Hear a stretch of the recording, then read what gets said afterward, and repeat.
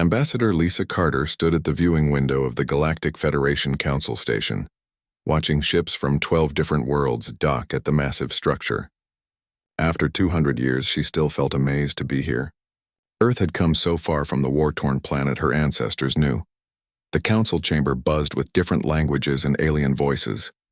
Lisa took her seat next to Chancellor Zethkri, a tall, blue-skinned Altarian who had become a good friend over the years. The other council members represented species from across the galaxy, each bringing their own culture and wisdom to the table. "The agenda today looks peaceful," Zethkri said, his translator converting his musical language into English. "Trade agreements and exploration reports," Lisa smiled. "That's how we like it. Humanity has had enough war for several lifetimes." She was right about that. Earth had ended all wars over 3 centuries ago. Humans now spent their time healing instead of hurting. Human doctors worked on every world in the Federation. Human engineers built hospitals and schools instead of weapons. Human diplomats like Lisa worked to solve problems with words instead of violence. Far out in space, Captain Jake Morrison commanded the exploration ship UES Horizon. His mission was simple: find new worlds and make friends with whoever lived there. His crew loved their work.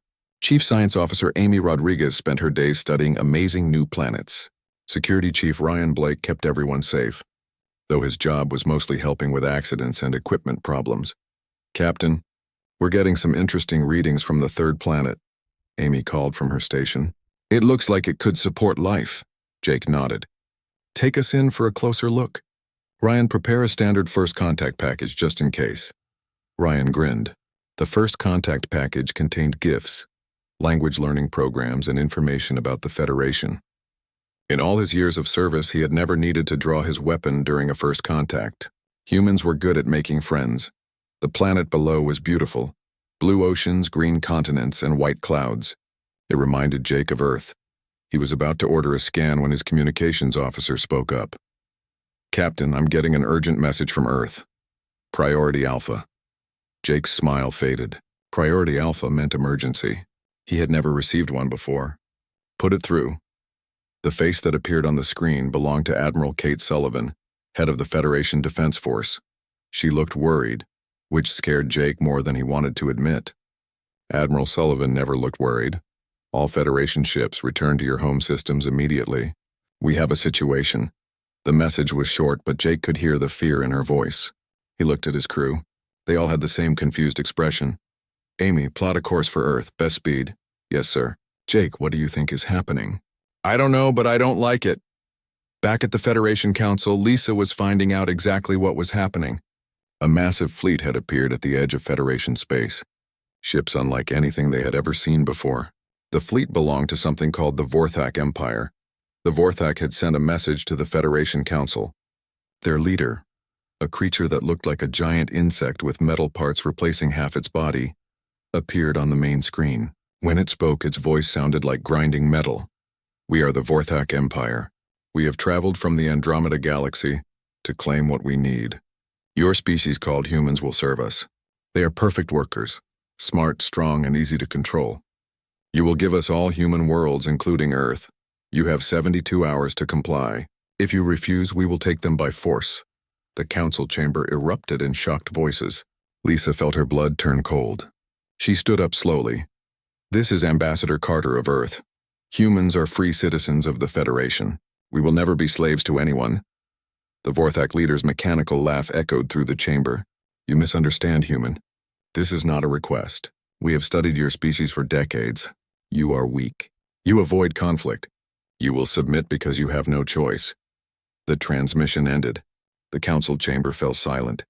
Chancellor Zethkri was the first to speak. "We must consider this carefully.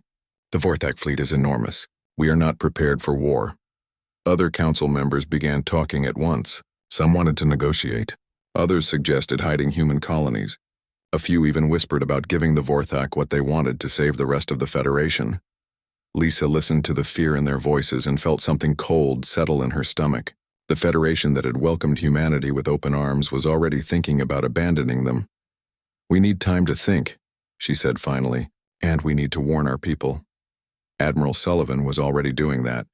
Emergency broadcast went out to every human world and ship. The message was simple but terrifying. An alien empire wanted to enslave all of humanity, and they had 3 days to prevent it. On Earth, President Helen Brooks called an emergency meeting of the World Council. Leaders from every nation gathered in the underground bunkers beneath Geneva. The room that had once hosted peace talks now buzzed with fear and anger. "How many ships do they have?" asked the Secretary of Defense. "Our scouts report over 5,000 vessels," Admiral Sullivan replied via video link. "We've never seen technology like theirs. Our computer model suggests they could destroy our entire defense fleet in hours. What about the other Federation species? Will they help us?" Lisa's voice came through clearly from the council station. "Some want to help, but most are too afraid. A few are already talking about making separate peace deals with the Vorthak." President Brooks closed her eyes. When she opened them, her expression was hard as stone. "Then we stand alone. Ma'am, with respect, we can't fight an empire. Maybe we should consider evacuation, save who we can." "No." The president's voice was quiet but firm. "Humans don't abandon each other. We've come too far to start now." She stood up and looked around the room. "Activate the Colonial Defense Protocol. Start evacuating non-essential personnel from our outer colonies. And send a message to every human world we're going to fight." "Ma'am, we can't win." President Brooks smiled, but it wasn't a happy smile. "Admiral, these aliens think they know us. They think we're weak because we choose peace. They're about to learn the difference between choosing peace and being unable to fight." As the meeting ended, Captain Morrison's ship finally reached Earth. He looked down at his homeworld and saw something he had never seen before. Defense platforms being activated, ships moving into battle formations, and the lights of factories working around the clock. Humanity was preparing for war. The Vorthak had made their first mistake. They had threatened human families. They were about to discover that there was a very good reason why humans had been able to end war on their own world. They were very, very good at it. The 72 hours passed like a bad dream. When the deadline ended, the Vorthak kept their promise. They attacked 3 human colonies at exactly the same time: New Boston, Haven's Rest, and Prosperity Station. Dr. Marcus Webb was working in his lab on Haven's Rest when the attack began. He was studying ancient alien artifacts, trying to understand how different species had developed across the galaxy.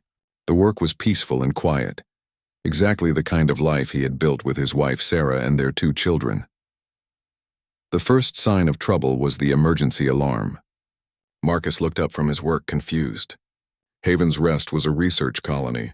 Nothing dangerous ever happened here. Then the lights went out. Emergency power kicked in, bathing everything in red light. Marcus could hear explosions in the distance. He ran to the communication console and tried to contact the colony's defense center, but only static came through. "Sarah," he called, running toward their living quarters. "Kids, where are you?" He found their quarters empty. A neighbor, Mrs. Chen, was hiding in the hallway with her own family. "They took them," she whispered, tears streaming down her face.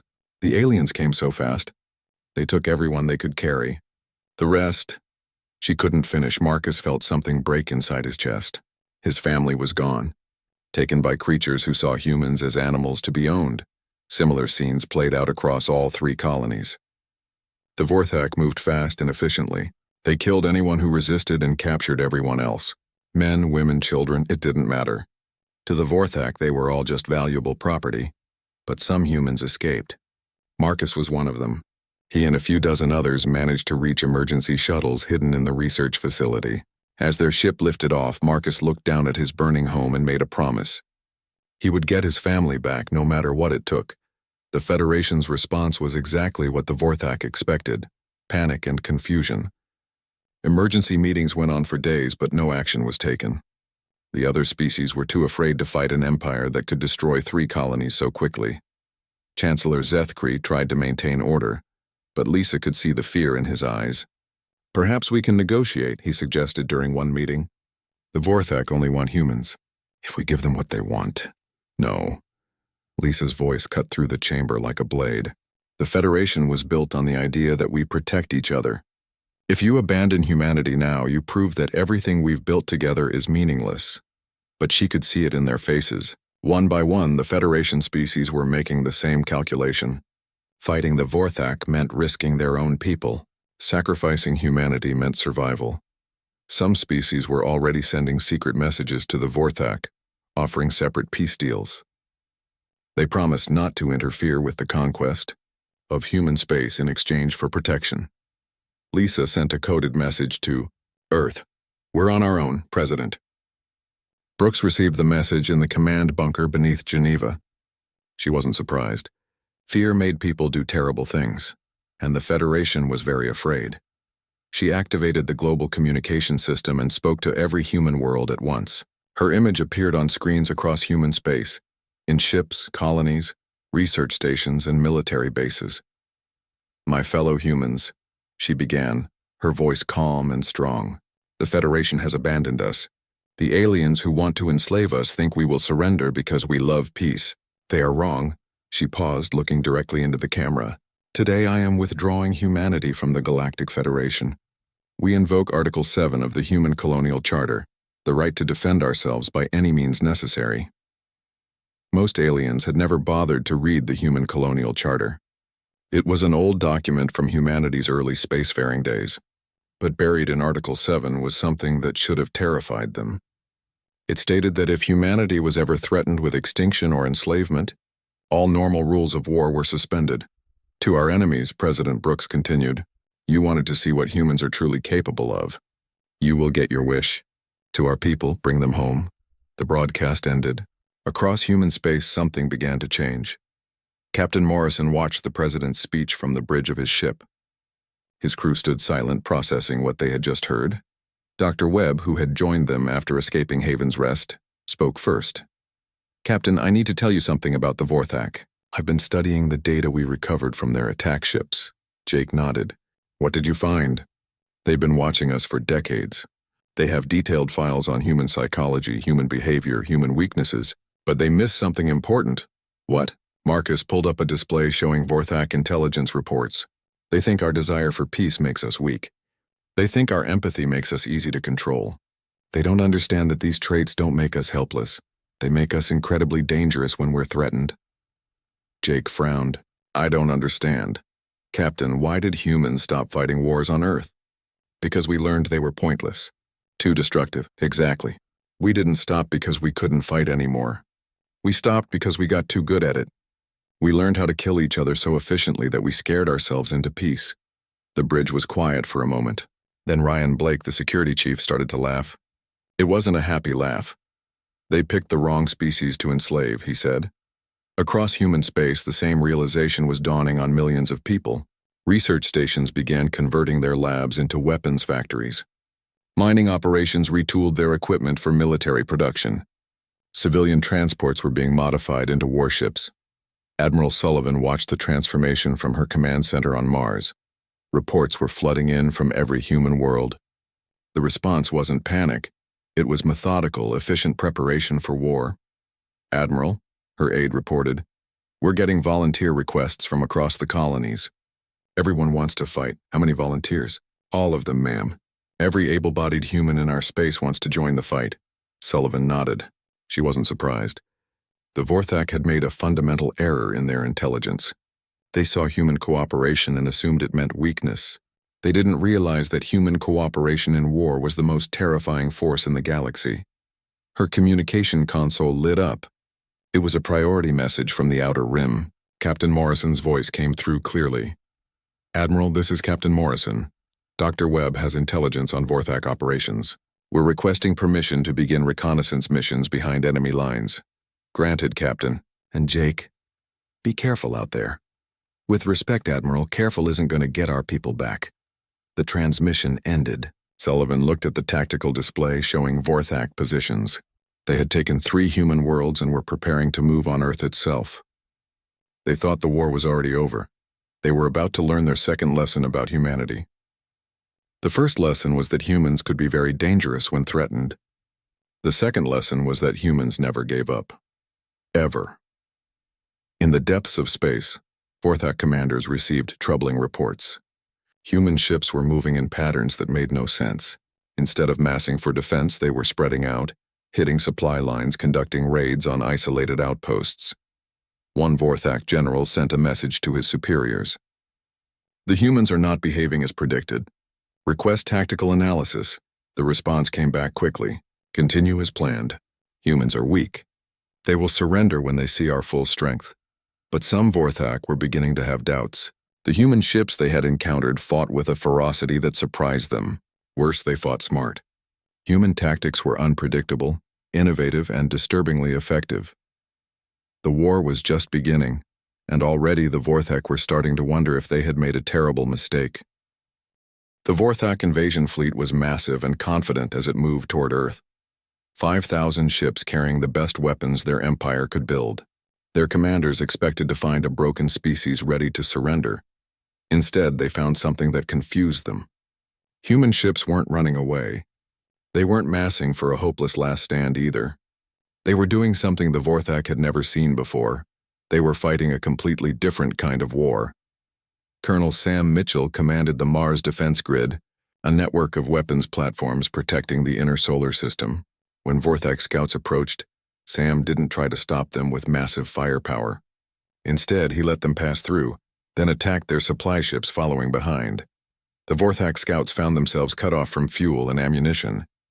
They had to choose between continuing toward Earth or turning back to protect their supplies. When they turned back, human fighters attacked from hidden positions in the asteroid belt. "This makes no sense," complained Vorthak Commander Thekvar to his staff. "They should be defending their homeworld directly. Why are they attacking our supply lines?"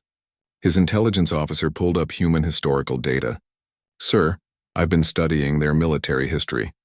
They call this asymmetric warfare. Instead of fighting our strength, they attack our weaknesses. Impossible.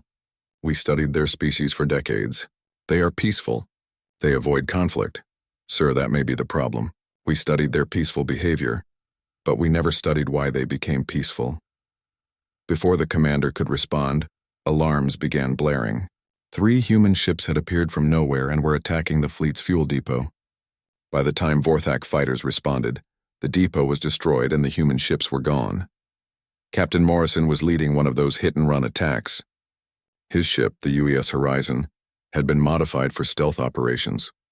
Dr. Webb sat at the intelligence station, analyzing captured Vorthak data. "Jake, I'm seeing something interesting in their communications," Marcus said. "They're starting to ask questions about human military doctrine." "Good. Let them wonder." Amy Rodriguez looked up from her science station. "Captain, I'm detecting a Vorthak prison ship in the next system. Long-range scans show human life signs." Jake's expression hardened. Somewhere on that ship might be Marcus's family. "Ryan, how many Vorthak guards?" Security Chief Ryan Blake checked his sensors. "About 50 soldiers plus the ship's crew. The ship itself is heavily armed but slow.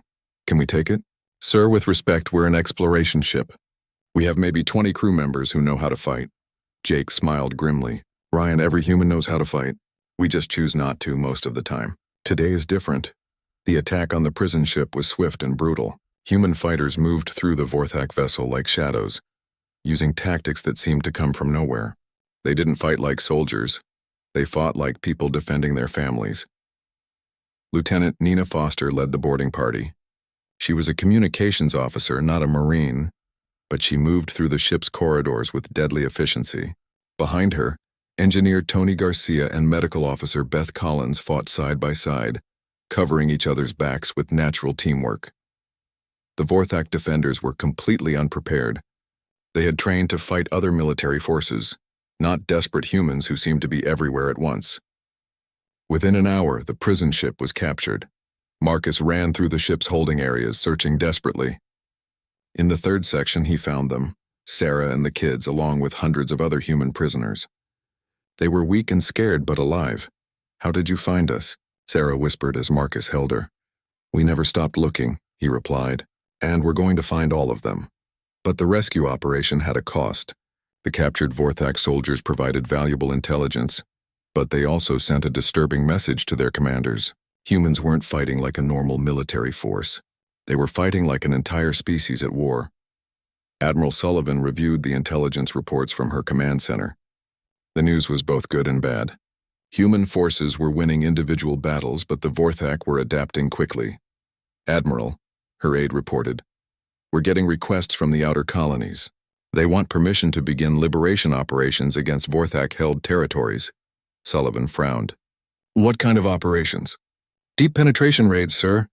Behind enemy lines. They want to start hitting Vorthak worlds directly. This was dangerous territory. The old Federation treaties forbade attacks on civilian targets. But humanity wasn't part of the Federation anymore, and the Vorthak had already attacked human civilians. Approved, Sullivan said finally. But make it clear. We target military installations only. We're not them. General Chris Parker received the authorization at his base on the moon. His special operations teams had been training for weeks, studying Vorthak tactics and technology. Now they had permission to take the war to the enemy. Attention all units, he broadcast to his teams. Operation Payback is authorized. You know your targets. Remember, we get our people back and we make sure this never happens again. The first strikes against Vorthak territory came as a complete surprise. Human commandos appeared on 3 different Vorthak worlds within hours of each other. They moved fast, hit hard, and disappeared before the enemy could respond. But these weren't random attacks. Each target was carefully chosen to disrupt Vorthak supply lines and communication networks. Human intelligence, led by people like Dr. Webb, had identified exactly where to hit for maximum effect. On Earth, President Brooks met with her military advisors. The war was going better than expected, but she could see the cost in their faces. Fighting a galactic empire was taking everything humanity had. Ma'am, Admiral Sullivan reported via secure link, our forces are performing beyond expectations, but we need to consider the long term. Even if we win, the galaxy has seen what humans can do when we're angry. Some species are already talking about forming alliances against us. Brooks nodded. Kate, are you having second thoughts about fighting? No, ma'am. Not for a second. But we need to think about what comes after. The Federation betrayed us, but there are species out there who didn't. We'll need friends when this is over. One problem at a time, Admiral. First we get our people back, then we decide what kind of galaxy we want to live in. Meanwhile, the Vorthak Empire was beginning to panic. What should have been a quick conquest was turning into a nightmare. Human forces seemed to be everywhere, striking from directions that should have been impossible. Worse, other species in the galaxy were watching. Some were impressed by human fighting ability. Others were terrified. The careful balance of power that had kept the galaxy peaceful for centuries was starting to crack. Emperor Vorthak himself finally took notice of the war. His generals had assured him that conquering humanity would be simple. Instead, he was getting reports of defeat after defeat. Explain to me, he demanded, how a species of peaceful explorers is destroying my invasion force. His chief intelligence officer, a creature that looked like a mechanical spider, consulted its data files. Emperor, I believe we made an error in our analysis. Humans are not peaceful because they are weak. They are peaceful because they choose to be. What is the difference? The difference, Emperor, is that a species that chooses peace understands war very well. They know exactly what they are avoiding, and exactly what they are capable of when forced to fight.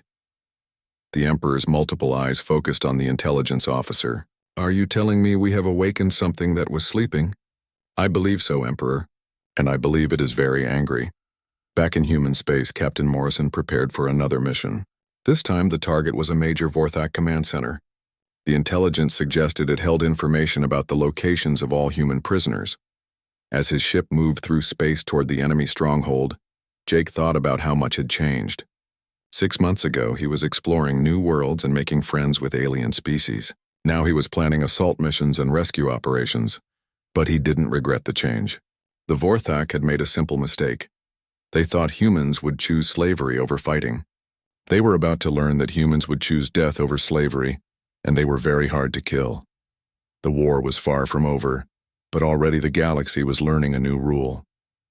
There were species you could conquer, species you could negotiate with, and species you could trade with. But there was one species you never ever enslaved. Humanity had tried to teach the galaxy this lesson peacefully. Now they were teaching it the hard way. 6 months after the first attack, the war had become something the galaxy had never seen before. The Vorthak Empire, which had conquered dozens of species across multiple galaxies, was being beaten by humans who weren't supposed to know how to fight. General Chris Parker stood on the bridge of the assault ship UES Liberty, watching New Boston grow larger on the screen. The first human colony attacked by the Vorthak was about to be liberated, but not in the way anyone expected. Sir, all teams are in position. reported his communications officer. The resistance networks are ready, Chris smiled grimly. This was the part the Vorthak hadn't planned for. When they conquered other species, the defeated populations usually stayed defeated. Humans were different. For 3 months, human special forces had been secretly landing on New Boston. Instead of attacking directly, they had spent their time organizing the captured humans into a resistance network. Teachers became spies, doctors became saboteurs, children became messengers. The Vorthak garrison on New Boston numbered about 10,000 soldiers. They thought they were controlling a broken population of human slaves. They were wrong. Begin Operation Homecoming, Chris ordered. At exactly noon local time, the attack began. But it didn't start with human ships attacking from space. It started with the slaves in the work camps turning on their guards. Weapons that had been hidden for months appeared in human hands. Communication networks that the Vorthak thought they controlled suddenly belonged to the resistance. Within minutes, the Vorthak garrison found themselves surrounded by enemies they couldn't see, couldn't predict, and couldn't understand. Every human on the planet was fighting back simultaneously. Captain Morrison's ship attacked the orbital defense platforms at the same moment. But by then, the real battle was already over. The Vorthak ground forces, cut off from supplies and communications, surrendered within hours. The liberation of New Boston sent shockwaves through both the Vorthak Empire and the galaxy. A species that was supposed to be peaceful had just demonstrated tactics that terrified military analysts everywhere. Dr. Webb, now serving as Chief Intelligence Officer for Human Forces, analyzed the captured Vorthak communications. What he found was both encouraging and disturbing. "Marcus, what are you seeing?"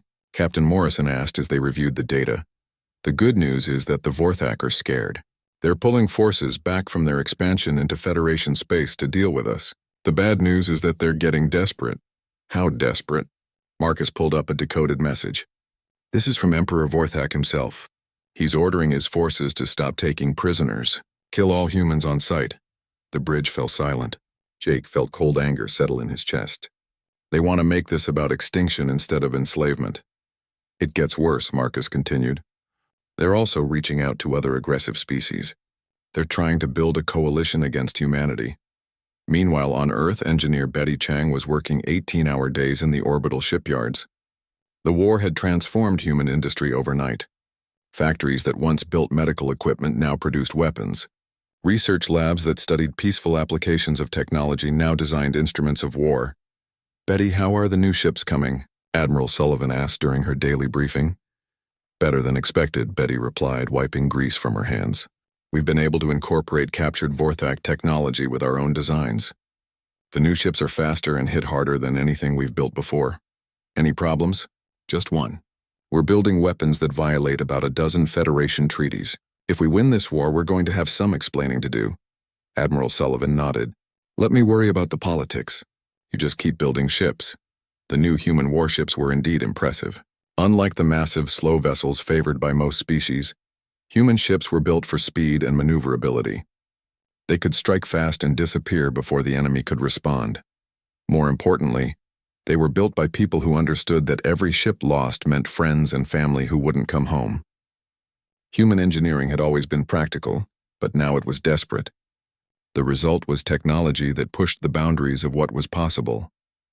Captain Alex Turner commanded the first human fleet to enter Vorthak home territory. His ships carried a message written in the Vorthak's own language. "You wanted to see what humans are capable of. Now you know."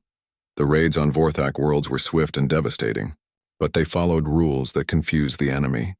Human forces targeted military installations, supply depots, and government buildings.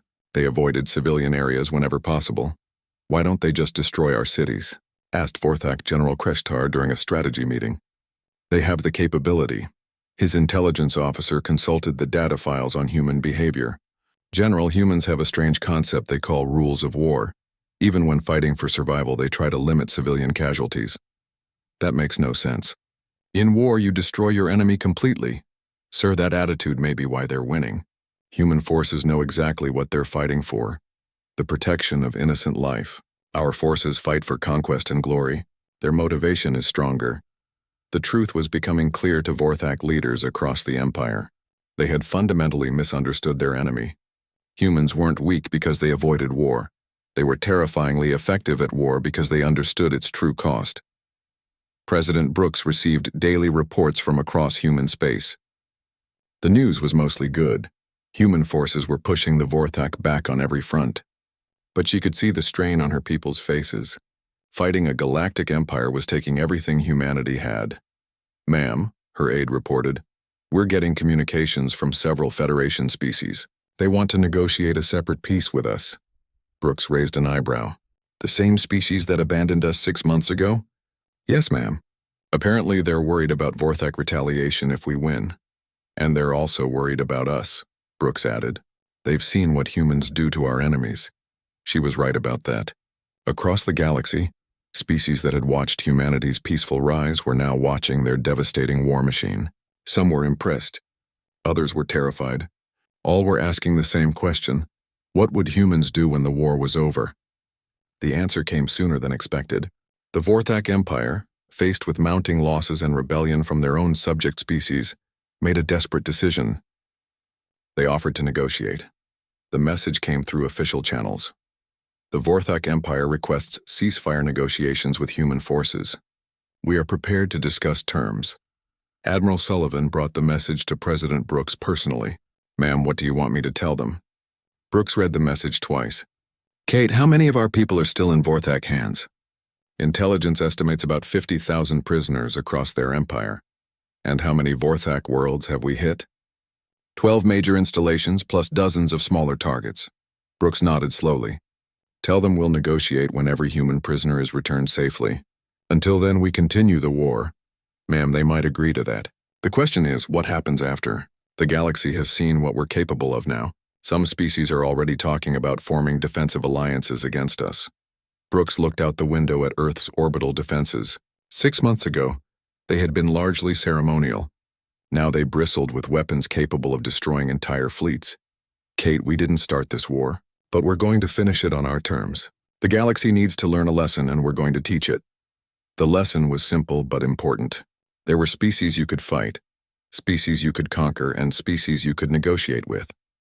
But there was one species that you never ever threatened with extinction or slavery, because that species would not stop fighting until either they were free or their enemies were destroyed. And humans were very, very hard to destroy. The war was entering its final phase, but the galaxy would never be the same. Humanity had shown everyone what they were truly capable of when pushed to their limits. Now they had to decide what kind of future they wanted to build. The war ended not with a great battle, but with a simple transmission.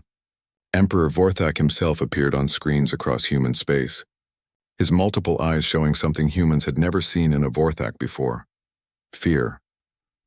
"I am Emperor Vorthak of the Vorthak Empire," he began, his mechanical voice lacking its usual arrogance. "I formally surrender all claims to human territory and human lives.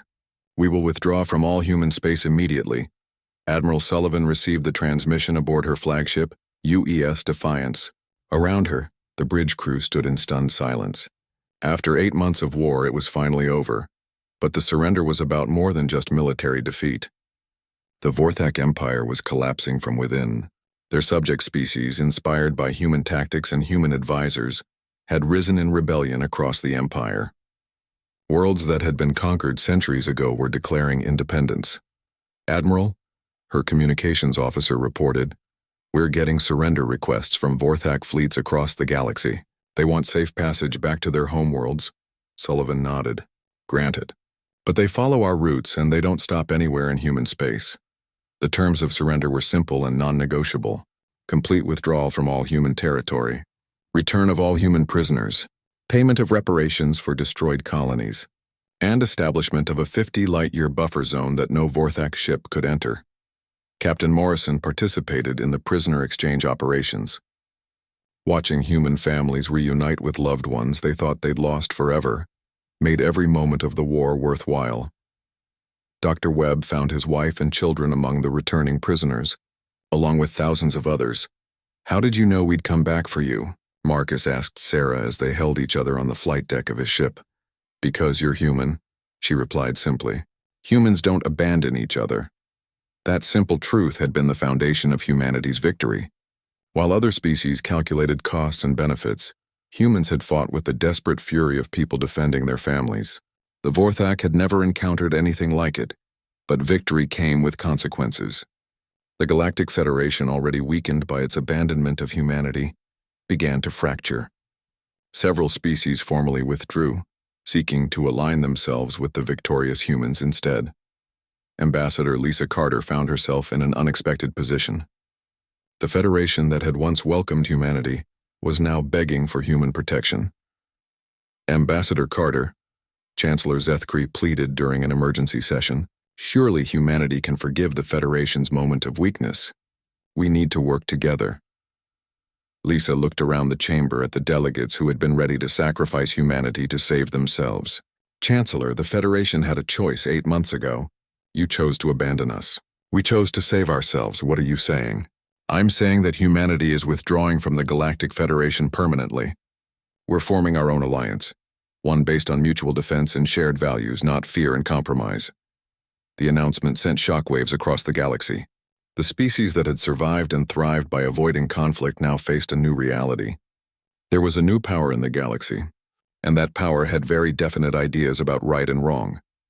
President Brooks announced the formation of the Terran Alliance in a speech broadcast to every world in human space. "Today we invite any species that shares our values to join us. We offer mutual defense, free trade, and the promise that we will never abandon our allies the way the Federation abandoned us." The response was immediate. 8 species applied for membership in the first week. These weren't the powerful, established members of the Federation. They were smaller species, many of whom had been victims of aggression themselves. They understood what humanity was offering, protection by the galaxy's newest and most effective military force. Dr. Webb established the Institute for Xenological Defense Studies on Earth. Its mission was simple: make sure humanity was never caught unprepared again. The Institute's first publication became required reading across human space. They called us peaceful, understanding the human approach to necessary violence. The galaxy made a fundamental error, Webb wrote in the introduction. They confused human restraint with human weakness. They assumed that a species that chose peace must be incapable of war. This assumption nearly cost humanity its freedom. Admiral Sullivan found herself in charge of something unprecedented: joint military training programs between humans and their new allies. Species that had never fought before were learning human tactics and human philosophy of warfare. "The most important thing to understand," she told a class of alien officers, "is that humans don't fight for conquest or glory. We fight to protect people who can't protect themselves. That motivation makes us very dangerous enemies and very reliable allies." The training programs were about more than tactics. They were about teaching alien species the human concept of justified warfare. Fighting not because you want to, but because you have to. Captain Morrison, now Admiral Morrison, oversaw the establishment of joint patrol fleets. Human ships worked alongside alien vessels, protecting trade routes and responding to distress calls. The difference from the old Federation was clear. When these ships encountered trouble, they didn't form committees to discuss response options. They acted. The Vorthak Empire, meanwhile, was learning the long-term consequences of their failed invasion. With their military shattered and their subject species in revolt, they faced internal collapse. Worse, other aggressive species in the galaxy had seen what happened when you attacked humans. The Vorthak had become a cautionary tale. "We created our own destruction," Emperor Vorthak told his remaining generals. "We turned the galaxy's most peaceful species into its most dangerous military force." But the transformation of humanity wasn't entirely about warfare. The war had reminded humans of something they had almost forgotten: the importance of being able to defend what you value. Human society began to change, becoming stronger and more unified. 5 years after the war ended, President Brooks stood before the memorial to the broken peace on Earth. The monument honored both the humans who had died in the war and the ideal of peace that had been shattered by Vorthak aggression. "We didn't want this war," she said to the gathered crowd of humans and aliens. "We spent centuries proving that we could live in peace with anyone. But when peace failed, we remembered who we were." The memorial's inscription was written in dozens of languages. "To those who learned too late, humanity's greatest strength was never its technology or numbers. It was their refusal to abandon each other, no matter the cost. Ambassador Lisa Carter, now serving as the first secretary of the Terran Alliance, often thought about the irony of the situation. Humanity had been forced out of the Federation for being too peaceful. Now they led an alliance that was both more peaceful and more militarily powerful than the Federation had ever been. The difference was simple but profound. The Terran Alliance was built on the principle that peace was worth fighting for.